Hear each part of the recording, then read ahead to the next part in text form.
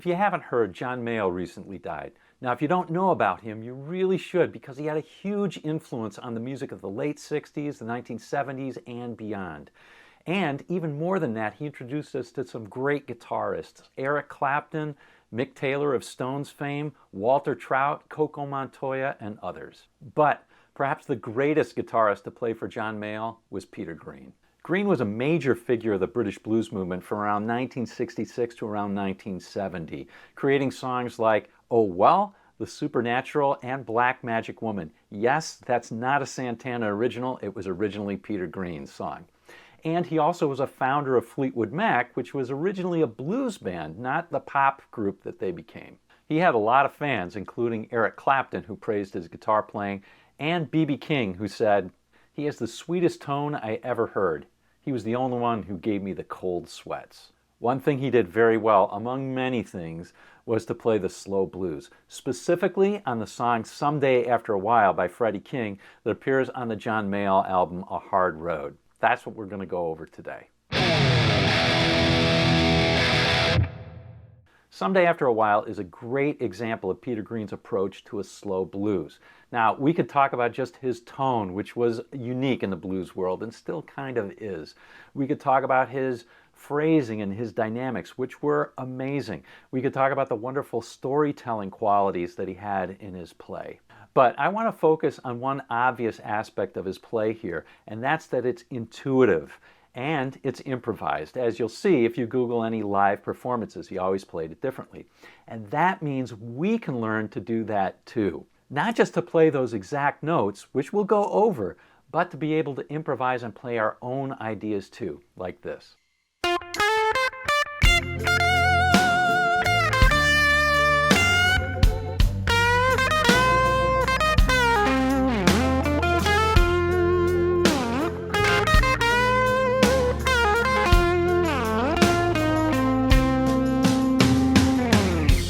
You can do that too, and it doesn't take a lot of theory.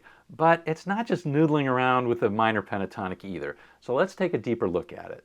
This looks complicated, but it's not as bad as it first seems. First of all, it's in the key of F, and no, it's not a standard blues, but the first four chords here, the first four bars, are a 1-6-2-5 in F. However, we've changed the flavor of the chords. Instead of D minor, we're playing a D7, and instead of G minor, we're playing a G7. The last four chords are really just a standard blues turnaround, a 1-4-1-5. Now that seems complicated, but remember, Peter Green was improvising when he played, so that means he wasn't thinking all that much. It couldn't have been that complicated. So I want to give you a simple method that works really well for blues and rock, and then we'll go line by line through Peter Green's solo, so stay tuned for that. Anyway, the method consists of two parts, or two rules if you're into that sort of thing. And the second part is by far the most important part, so stay tuned for that. Don't short yourself by only doing the first part. It doesn't really work. The first part is to combine the major and minor pentatonic scales. Here's the F minor pentatonic, and here's the F major pentatonic in the same position. And now here are both of those scales combined in the same position. Now please, please, please don't stop here.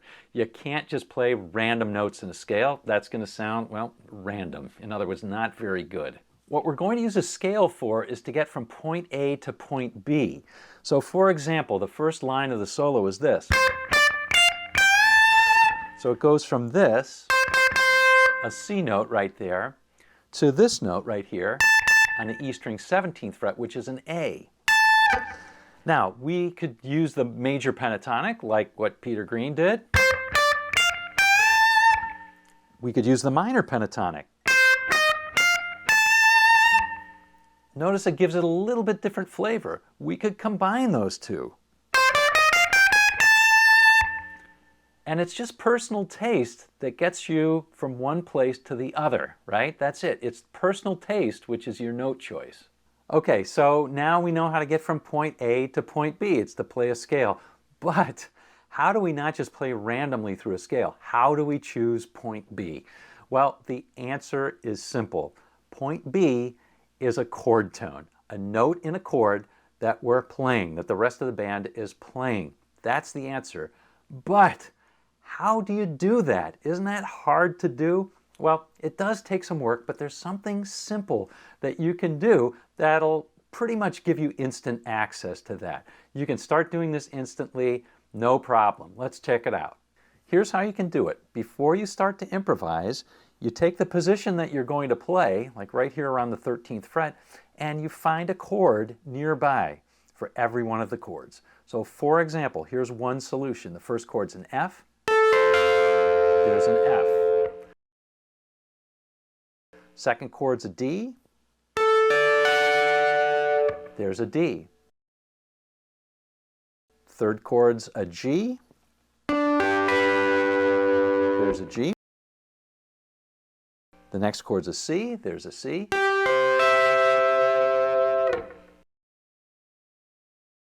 And finally, there's a B flat. Now, if this feels overwhelming, I get it, but just stop, take a breath, and let's realize all that we've done. We've got a scale that we can use to get from point A to point B, and we've played through a few chords. And that's going to help us understand where to stop. It's going to give us a feel for it. And there's a secret at the end, which I'll share with you, so make sure you watch that. Now, let's put this into action and see how Peter Green did it in Someday After a While. So here's the whole solo again. We'll play it first and then we'll break it down.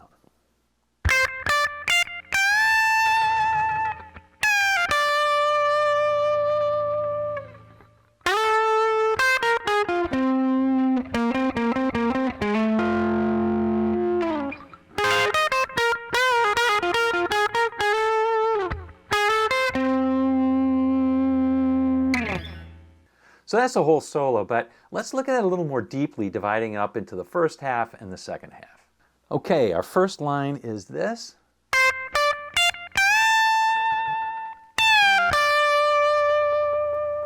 Now we're starting from nowhere, we're playing 3 pickup notes and we're headed to an F chord, right?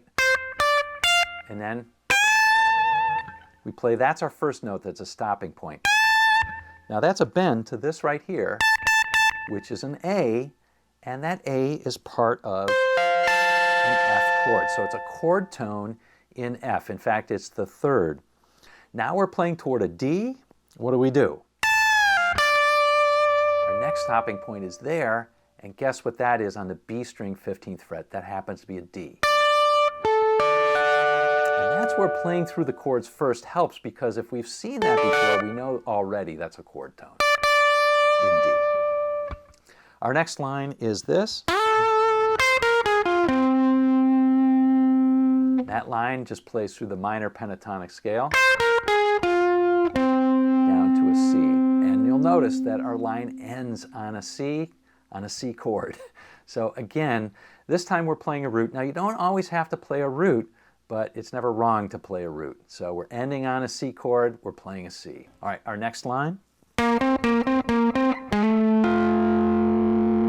Playing from C to F. So here we're playing the minor pentatonic scale, if you want to think about it that way. And then we'll play notes in an F chord. That's an A on the A string 12th fret, and then D string 15th is an F. So again, we land on that root. Great, so now let's take a look at the back half of that solo. Notice that despite the crazy chords, all we're really doing is using chord tones as landing points and using our scale, our combination of the major and minor pentatonic, to get from one place to another. So the back half here is really just a blues turnaround. F to B flat, F to C. We can play pretty conventionally in here, and this is kind of what is being done. So it starts out with this line.